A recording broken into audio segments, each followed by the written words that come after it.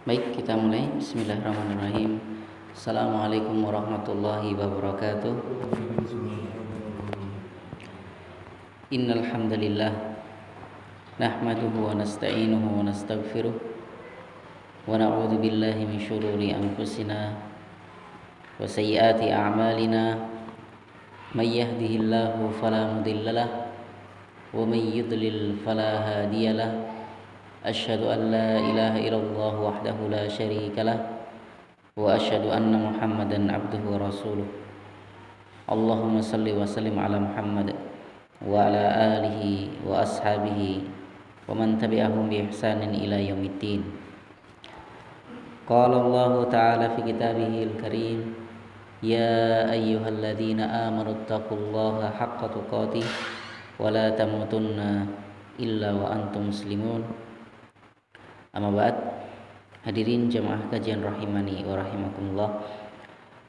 Bersyukur kita kepada Allah Subhanahu wa taala yang masih memberikan kepada kita semuanya nikmat serta karunia, sehingga pada kesempatan malam hari ini kita masih dapat berkumpul bersama di dalam masjid ini dalam rangka melanjutkan kajian kita tentang Kitabul Fadail, yang kaitannya kita sudah sampai pada pembahasan tentang keutamaan dari Al-Quran.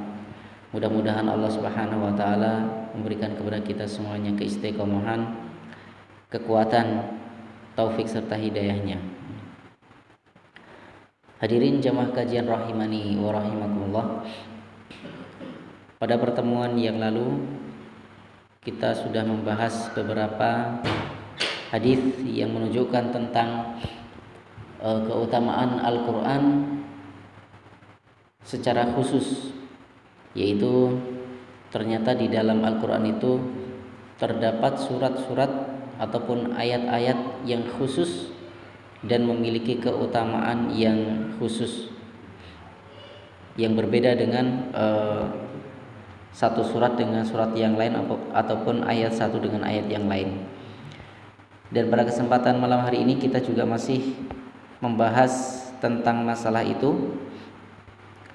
Kita masuk pada hadis yang berikutnya, hadis yang dibawakan oleh Abu Hurairah radhiyallahu anhu, anna Rasulullah sallallahu alaihi wasallam qala, minal Qur'ani suratun 30 ayatan syafa'at li rajulin hatta ghufira lah wa hiya tabarakalladzi biyadihil mulk, rawahu Abu Dawud wa Tirmidzi wa qala haditsun hasan wa fi riwayati Abi Dawud tashfa.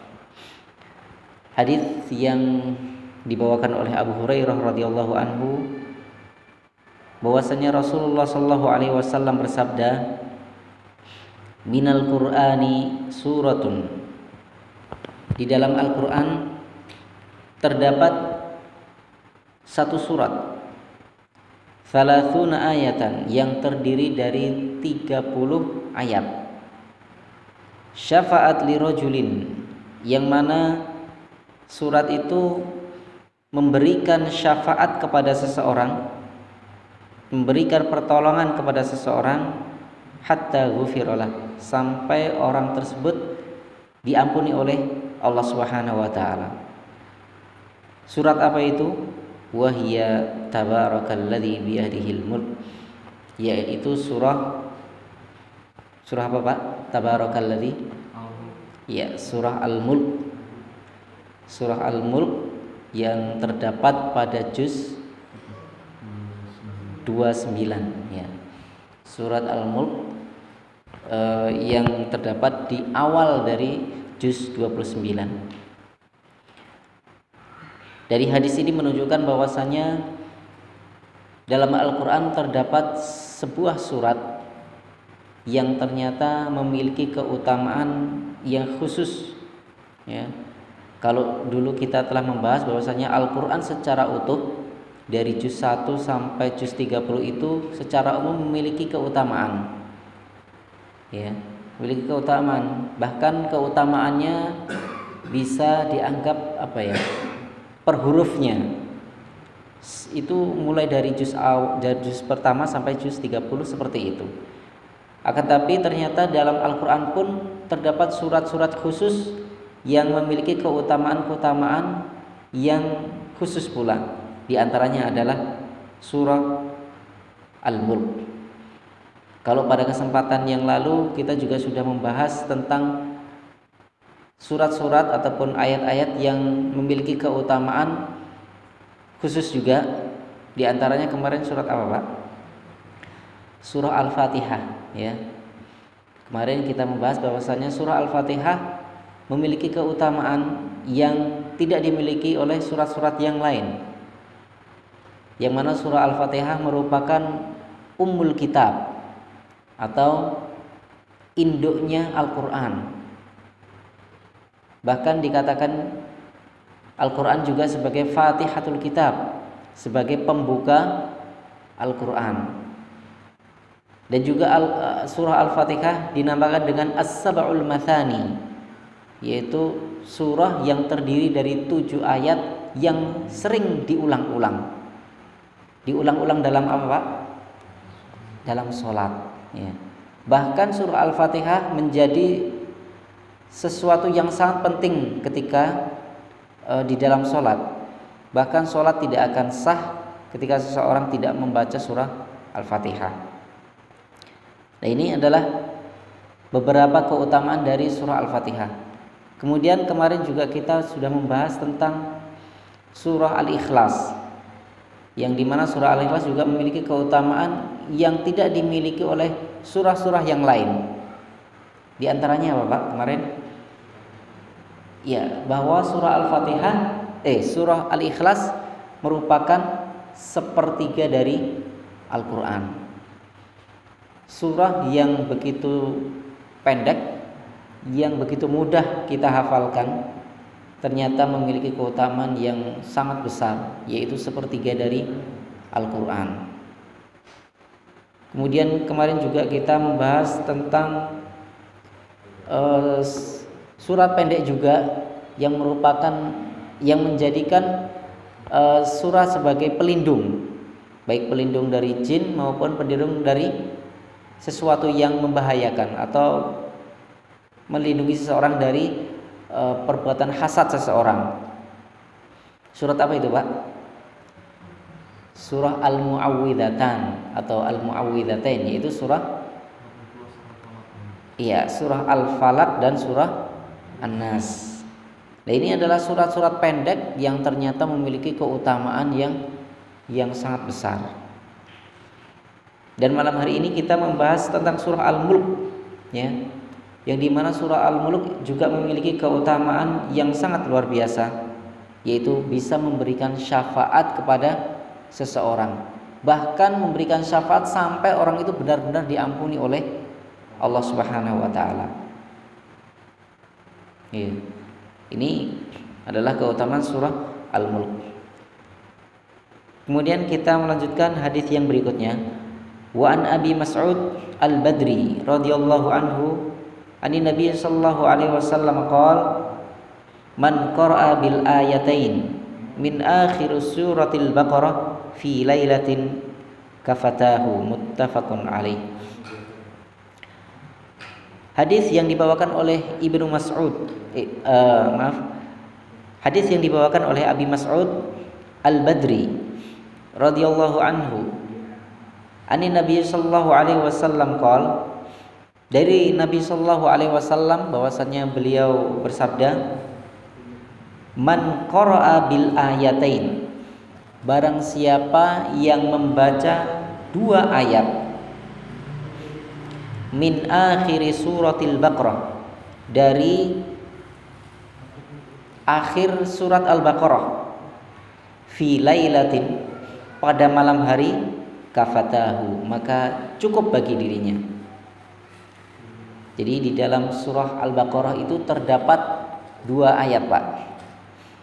2 ayat di akhir dari surah Al-Baqarah yang ternyata memiliki keutamaan juga, memiliki keutamaan yang khusus dibandingkan ayat-ayat Al-Quran yang lainnya, yaitu Allah Subhanahu wa taala akan cukupkan seseorang ketika membaca tersebut, ayat tersebut di malam hari, mencukupkan dari terlindung dari segala sesuatu yang dia tidak sukai.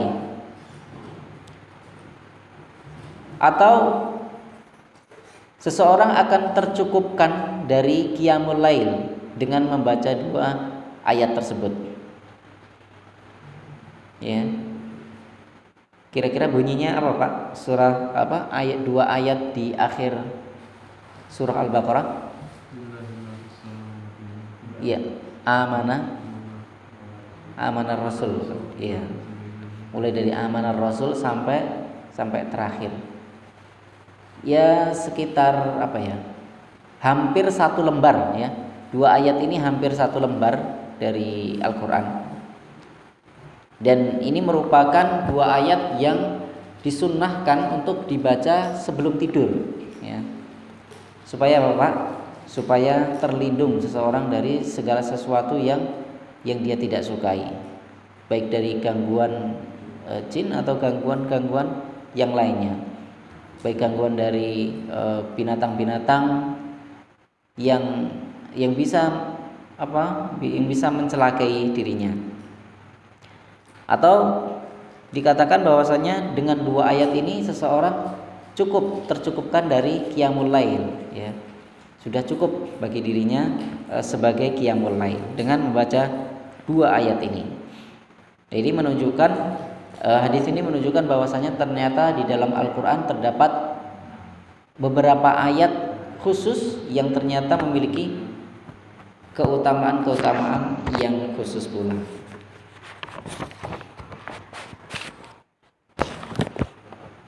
Kita lanjutkan kepada hadis yang berikutnya.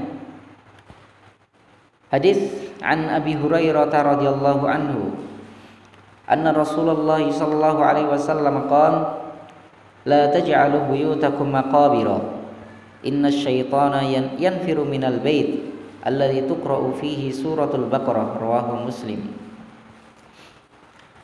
Hadis yang dibawakan oleh Abu Hurairah radhiyallahu anhu bahwasanya Rasulullah sallallahu alaihi wasallam bersabda, la taj'alu buyutakum maqabira. Janganlah kalian menjadikan rumah-rumah kalian itu seperti kuburan. Janganlah kalian menjadikan rumah-rumah kalian seperti kuburan. Artinya apa, Pak? Kalau kuburan itu sebenarnya seperti apa toh? Iya, kuburan itu sepi ya. Sepi dari apa? Nah, ini akan diperjelas dengan lanjutan hadis ini. Inna syaitana yanfiru minal bait alladzi tuqra'u fihi suratul Baqarah. Sesungguhnya setan itu akan lari dari rumah yang dibacakan di dalamnya itu surah Al-Baqarah. Jadi yang dimaksud dengan kuburan tadi di situ apa, Pak, berarti? Bahwasanya kalau kuburan itu sepi dari apa? Sepi dari bacaan Al-Qur'an. Jadi idealnya itu memang kuburan itu tidak dibacakan Al-Qur'an. Idealnya membaca Al-Qur'an itu tidak di kuburan begitu loh. Ya. Nah, janganlah kalian menjadikan rumah-rumah kalian itu seperti kuburan. Rumah yang tidak ada di dalamnya itu bacaan-bacaan Al-Qur'an. Rumah yang tidak ada di dalamnya itu zikir-zikir. Rumah yang tidak ada di dalamnya sholat. Karena seutama-utama sholat seseorang itu di rumahnya, Pak. Ya, sholat itu yang paling utama di mana, Pak? Di rumah ternyata. Kecuali sholat wajib, sholat 5 waktu. Ya. Sallu fi buyutikum fa inna khaira salatil mar'i fi baitihi illal maktubah. Salatlah kalian di rumah-rumah kalian. Sesungguhnya sebaik-baik salat kalian itu di rumah kalian kecuali salat 5 waktu, salat wajib. Maka dalam kita menghidupkan rumah-rumah kita itu diantaranya dengan apa, Pak? Dengan salat-salat sunnah. Bahkan Rasulullah SAW salat rawatibnya itu, sholat rawatib sebelum melaksanakan sholat wajib biasanya dilakukan di mana Pak? Di rumah. Kemudian Rasulullah juga membiasakan sholat malamnya juga di rumah. Jadi seperti itu. La taj'alu buyutakum maqabira. Janganlah kalian menjadikan rumah-rumah kalian itu seperti kuburan yang mana di sana tidak dibacakan Al-Qur'an. Inna syaitana yanfiru minal bait. Sesungguhnya setan itu akan lari dari rumah alladzi tuqra'u fihi suratul Baqarah, yang mana rumah tersebut dibacakan surah Al-Baqarah. Rawahu Muslim. Hadis ini menunjukkan bahwasannya di dalam Al-Qur'an terdapat sebuah surat, yaitu surah Al-Baqarah, yang memiliki keutamaan apabila dibacakan surat tersebut di rumah, maka setan itu akan lari dari rumah. Ini adalah sebuah keutamaan yang ada pada surah Al-Baqarah, keutamaan khusus dari surah Al-Baqarah. Dan faedah yang bisa diambil dari hadis ini adalah an-nahyu an tashabbuhil ahya bil amwat wa dzalika bi'adamil intifai biha wa bima fiha minal ahkam wal mawaid. Faedah yang bisa diambil dari hadis ini adalah bahwasanya kita dilarang untuk menyerupai seperti orang-orang yang mati, Pak. Orang hidup itu dilarang untuk menyerupai orang mati. Wa dzalika bi'adami intifaihim biha. Karena kalau orang mati itu tidak bisa mengambil manfaat, sementara harusnya kalau orang yang hidup itu bisa mengambil pelajaran dari segala sesuatu yang disampaikan dalam Al-Qur'an. Ya. Kalau kuburan itu seseorang membacakan Al-Qur'an di dalam kuburan supaya mendapatkan manfaat dari pelajaran-pelajaran yang disampaikan dari Al-Qur'an. Kalau tujuannya seperti itu, maka itu sesuatu yang tidak mungkin, karena orang yang sudah meninggal itu pada hakikatnya mereka sudah tidak bisa mendengarkan kehidupan. Allah Subhanahu wa taala berfirman, innaka la tusmi'ul mauta. Sesungguhnya engkau itu tidak bisa memperdengarkan orang yang sudah meninggal. Ya. Jadi kalau ada orang yang membacakan Al-Qur'an atau mentalkin orang yang sudah meninggal ya Mbak, di dalam kuburan, supaya nanti kamu ketika ditanya malaikat nanti kamu menjawab seperti ini. Nah, itu sudah tidak akan bisa, karena orang yang sudah meninggal sudah tidak bisa mendengar. Dasarnya apa? Ya tadi itu, innaka la tusmi'ul mauta, kata Allah. Sesungguhnya engkau sudah tidak bisa memperdengarkan, membuat orang yang mati itu bisa mendengar. Seperti itu. Tapi kalau dalam hal ingin mengirim pahala, maka tidak perlu seseorang mendatangi kuburan untuk mengirim pahala. Cukup dia bacakan Al-Qur'an di rumahnya. Meskipun hal ini ada khilaf di antara ulama, apakah bacaan Al-Qur'an seseorang terhadap orang yang sudah meninggal itu pahalanya sampai atau tidak. Ini para ulama berbeda pendapat. Namun apabila ini dilakukan oleh anak dari orang yang sudah meninggal, maka kemungkinan bisa sampai. Kenapa? Karena seorang anak ketika berbuat kebaikan, berbuat ibadah, ini adalah jerih payah dari orang tuanya. Ya. Kenapa kok anak tersebut bisa beramal sebuah ibadah? Oh, karena didikan orang tua. Maka dari didikan orang tua ini menghasilkan anak yang seperti ini, maka Allah akan berikan pahala kepada orang tua tersebut dengan bacaan Al-Qur'an itu. Maka dari faedah hadis yang tadi, bahwasanya kita tidak boleh menyerupai orang yang sudah mati, ya. Orang yang hidup itu harusnya bisa mengambil manfaat, bisa mengambil pelajaran dari hukum-hukum, dari nasihat-nasihat yang ada di dalam Al-Quran. Faedah yang berikutnya bahwasanya setan itu ternyata lari dari rumah apabila dibacakan surah Al-Baqarah. Faedah yang berikutnya tentang keutamaan surah Al-Baqarah, ya. Keutamaannya apa? Ya, setan akan lari ketika dibacakan surat itu.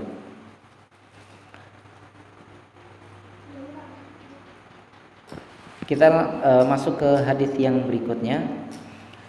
Wa an Ubay bin Ka'ab radhiyallahu anhu qala Rasulullah sallallahu alaihi wasallam, ya Abal Mundhir, atadri ayu ayatin min kitabillahi ma'aka a'zam?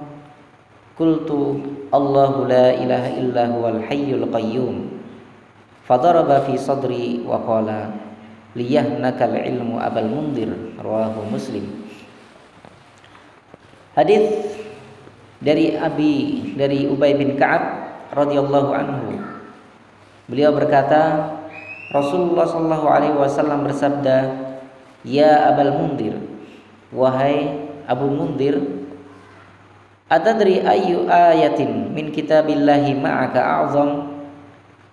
Tahukah engkau ayat apa yang ada di dalam Al-Quran yang paling utama?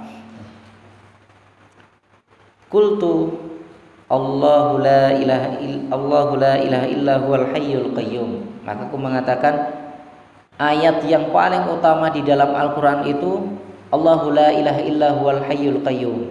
Ayat apa itu, Pak? Ya, ayat kursi. Terdapat pada surat Al-Baqarah.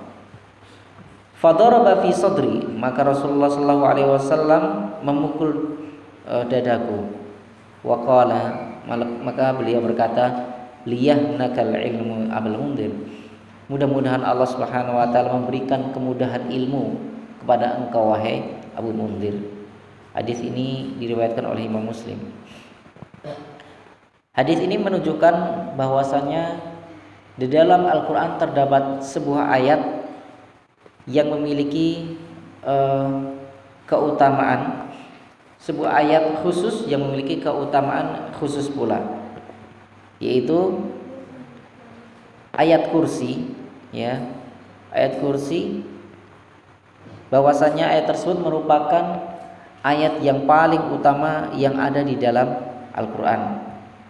Bahkan kita banyak disunnahkan untuk membaca ayat kursi ini ketika apa saja, Pak? Zikir setelah sholat, ya. Zikir setelah sholat kita juga disunnahkan untuk membaca ayat kursi ini. Kemudian zikir pagi dan sore kita juga disunnahkan untuk baca ini. Kemudian zikir sebelum tidur, ya. Zikir sebelum tidur juga kita disunnahkan membaca ayat ini. Karena memang ini keutamanya sangat besar sekali.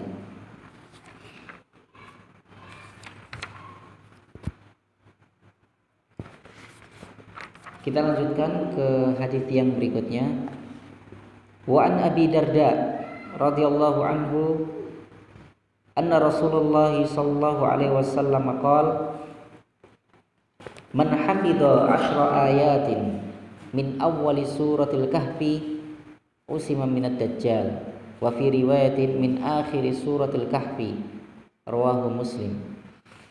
Hadis yang dibawakan oleh Abu Darda radhiyallahu anhu bahwasanya Rasulullah sallallahu alaihi wasallam bersabda, man hafidha 10 ayatin, barang siapa yang menghafal 10 ayat min awwali suratil kahfi, dari awal surah Al-Kahfi,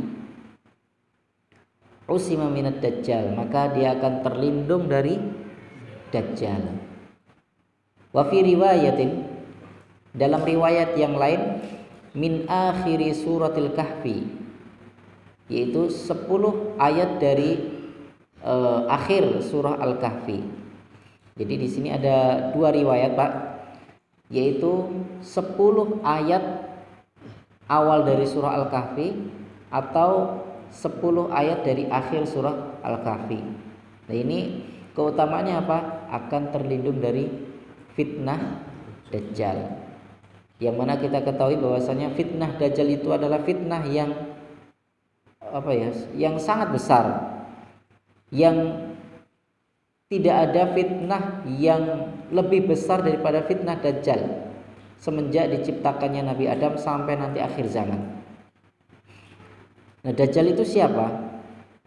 Dajjal itu adalah rajulun kafir. Dia adalah seseorang yang kafir. Yub'atsu fi akhiriz zaman. Yang mana dia akan Allah Subhanahu wa taala utus nanti di akhir zaman yang mendekati hari kiamat.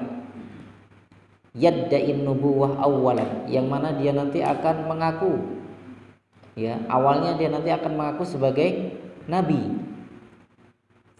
Tsumma yadda'i annahu ilah, kemudian nanti dia akan mengaku sebagai Tuhan. Wa fitnatuhu a'zamu fitnah takunu 'alal ard, yang mana fitnahnya Dajjal ini merupakan fitnah yang paling besar yang terjadi nanti di muka bumi ini semenjak diciptakannya Adam sampai nanti hari kiamat. Kama akhbara bidzalika Nabi sallallahu alaihi wasallam, sebagaimana hal tersebut disampaikan oleh Nabi sallallahu alaihi wasallam dalam sebuah hadis,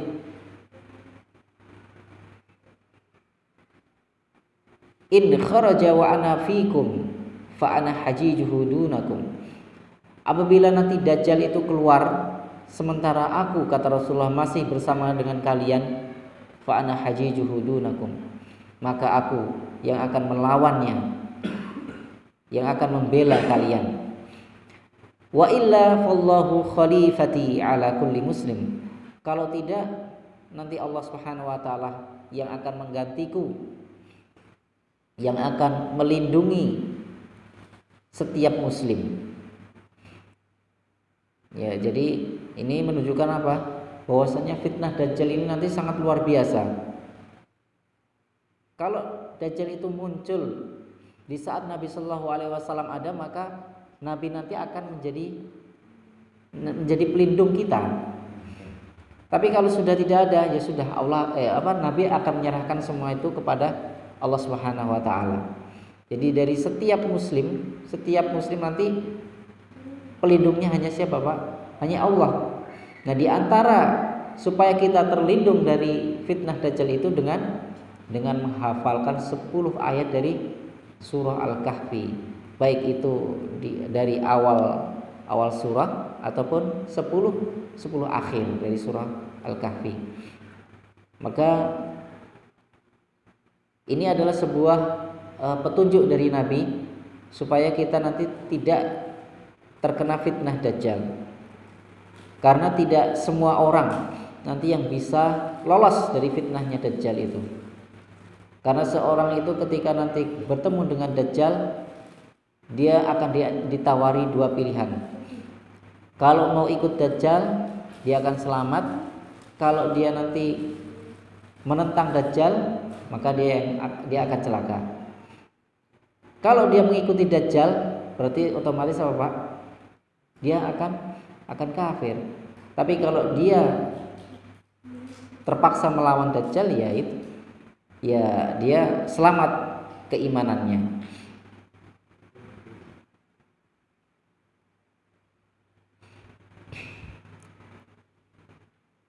Waqad hadzara Nabi sallallahu alaihi wasallam min fitnatihi. Sungguh Nabi sallallahu alaihi wasallam telah mengingatkan kepada kita semuanya tentang fitnahnya Dajjal ini.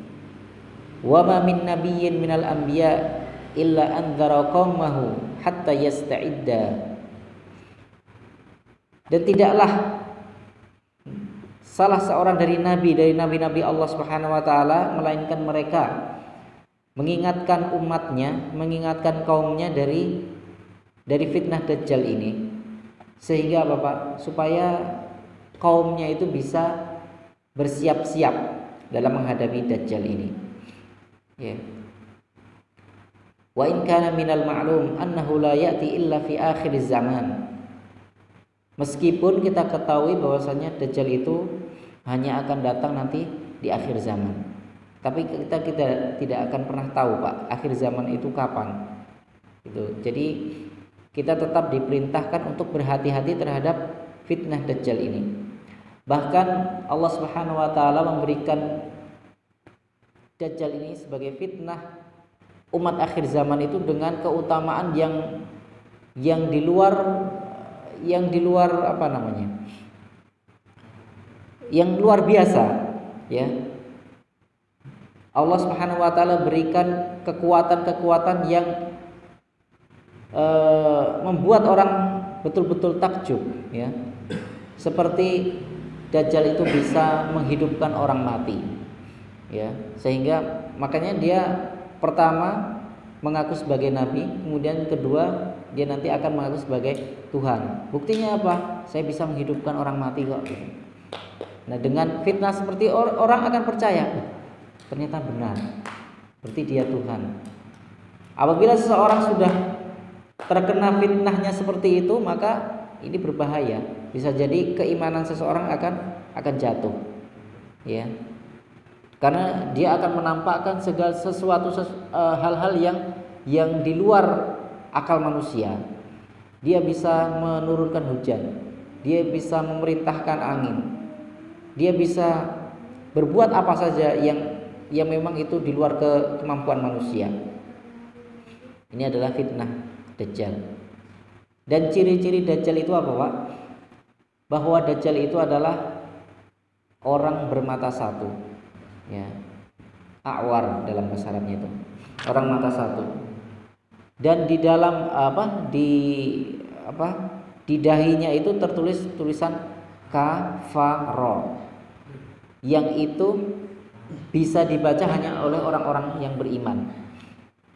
Adapun orang munafik, meskipun di dahinya itu tertulis tulisan kafara, mereka tidak akan bisa membacanya, ya. Yang hanya bisa membaca hanya orang-orang yang beriman. Hal ini sebagaimana orang yang beriman dengan orang yang kafir ketika ditanya di dalam kuburan. Meskipun secara teori, ya, yang ditanyakan di kuburan itu apa toh? Dia tahu. Tapi ketika dia kafir terhadap Allah, maka soal yang mudah pun itu juga tidak akan bisa dijawabnya. Tapi kalau orang yang beriman, insya Allah bisa menjawab pertanyaan-pertanyaan itu. Demikian juga tulisan kafaro yang ada pada Dajjal ini, itu juga hanya bisa dibaca oleh orang-orang yang beriman. Dan Dajjal ini akan tinggal di muka bumi ini selama 40 hari, ya. Yabqa hadzal dajjal al-khabith fil ard 40 yawman. 40 hari. Awwalu yaumin kasanah. Hari pertama itu meskipun 40 hari, tapi hari pertamanya itu ternyata apa, Pak? Seperti setahun gitu. Seperti setahun. Wal yaumul tsani kasyahr. Hari keduanya seperti sebulan. Wat tsalits kal usbu'. Adapun hari ketiganya seperti seminggu. Wa baqiyatul ayyam ka ayyamina. Adapun hari-hari selebihnya itu seperti hari biasa. Wa yabqa hadhil muddah thumma yanzilu Isa bin Maryam fayaqtulu hadzal dajjal. Maka dari sisa hari itu maka akan Allah Subhanahu wa taala turunkan Nabi Isa dan akan memerangi Dajjal. Karena pada sesungguhnya Nabi Isa itu sebenarnya apa, Pak? Beliau belum wafat, tapi apa? Allah angkat ke langit. Ya. Nabi Isa diangkat ke langit oleh Allah Subhanahu wa taala. Yang Allah Subhanahu wa taala nanti akan turunkan untuk memerangi Dajjal.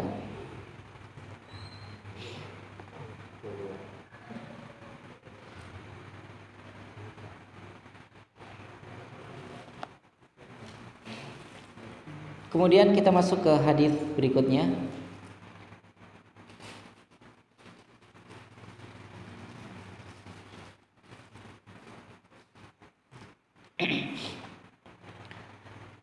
kita masuk ke bab yang baru, yaitu bab istihbabil ijtima' 'alal qiraah, yaitu pembahasan tentang sunnahnya kita berkumpul untuk membaca Al-Quran.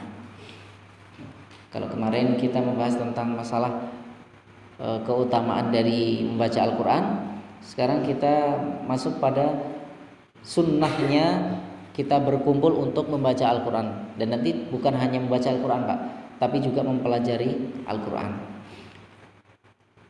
Hadis yang dibawakan oleh Abu Hurairah radhiyallahu anhu, qala Rasulullah sallallahu alaihi wasallam, wa majtama'a qaumun fi baitin min buyutillah yatluna kitaballah wa yatadarasunahu bainahum illa nazalat alaihimus sakinah wa ghasyiyatuhumur rahmah wa haffathumul malaikah wa dzakarahumullahu fi man indah, rawahu Muslim.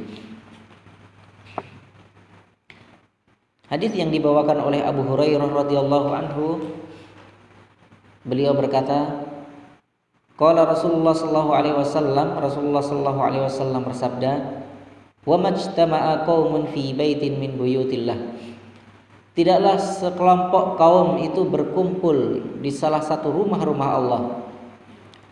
Rumah Allah di sini berarti apa, Pak? Masjid, ya.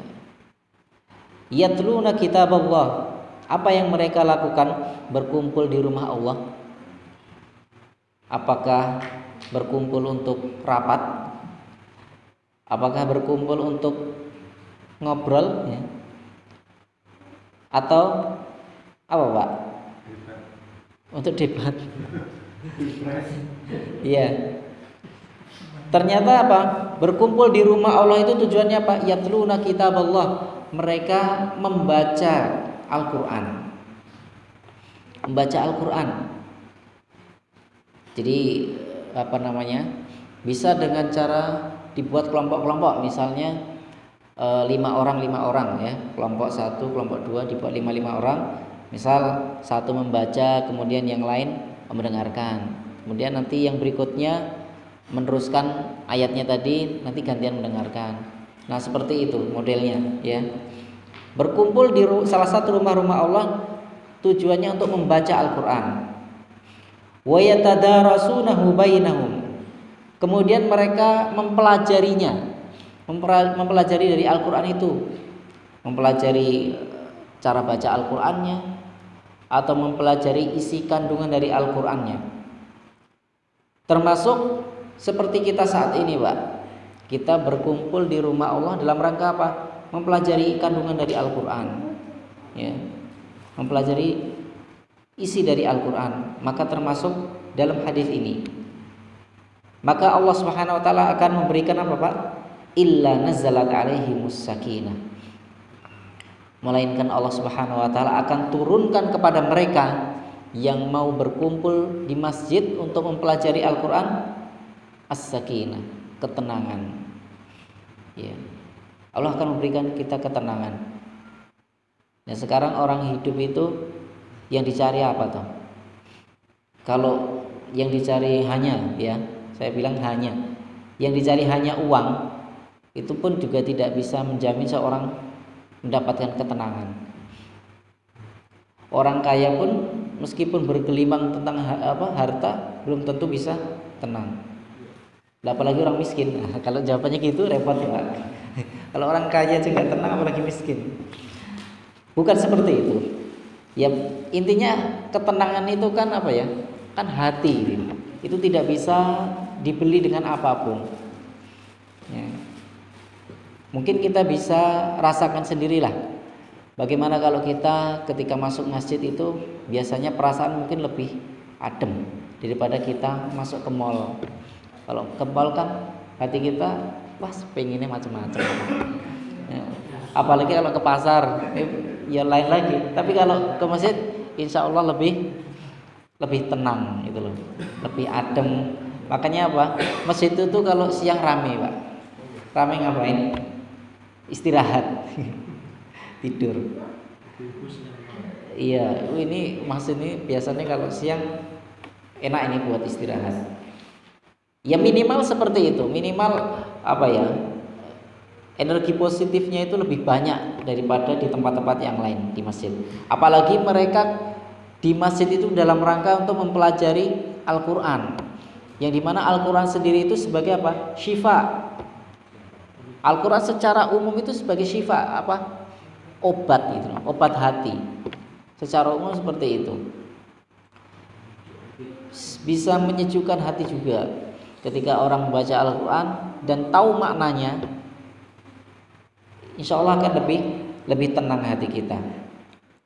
Bukan hanya itu yang Allah berikan, ternyata wa ghasyiyatuhumur rahmah. Allah Subhanahu wa taala akan liputi kepada mereka kasih sayang. Kalau Allah Subhanahu wa taala sudah sayang kepada seorang hamba, otomatis banyak kemudahan yang Allah akan berikan kepada seorang.